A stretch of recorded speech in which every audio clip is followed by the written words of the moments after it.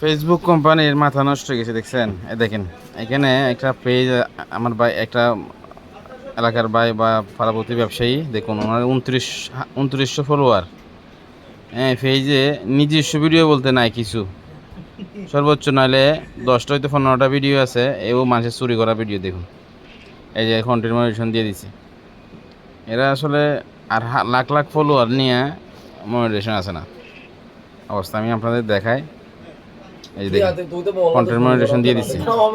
এখন ওনার কাছে দিছে, উনি এটা কিন্তু এরকম ভিডিও ছাড়ে না, মানে এরকম এঙ্গেজমেন্টও নাই, কিছুই নাই।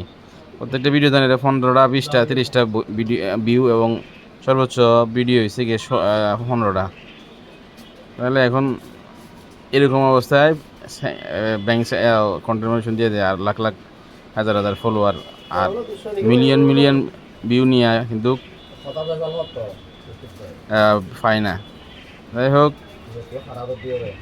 সবাই কিছু দিবে কিন্তু আগে পরে দিচ্ছে আর কি। ঠিক আছে, এই কন্ট্রিবিউশন দিয়ে দিচ্ছে। এই যে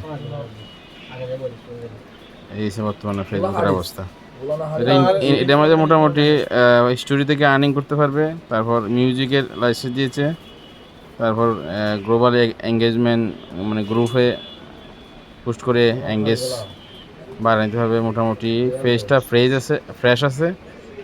দেখুন শুধু অনলি 11,000 ভিউজ, এঙ্গেজমেন্ট শুধু 461টা, এই অবস্থা।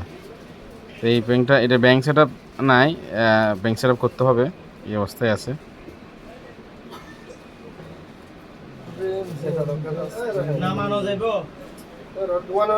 যারা অন্তর্যুদের কাজ করতেছে আশা করি সবাই পাবে, কিন্তু দুঃখের বিষয় হচ্ছে যারা বেশি কাজ করে তারা, দেখুন ওনার আবার ফলোয়িং দিছে, মানে ফলোয়িং দিছে যে প্রায় 7,000-এর কাছাকাছি, 6,800 ফলোয়িং, আর ফলো জাস্ট 2900। অনেকে বলে যে ফলোয়িং যদি বেশি, মানে বেশি ফলো করা হয় তাহলে অনেক সমস্যা, কিন্তু এই বাড়িটার পেজটা একদম ফ্রেশই আছে। যাই হোক, ওনাকে ব্যাংক সেটআপটা করে দিতে হবে।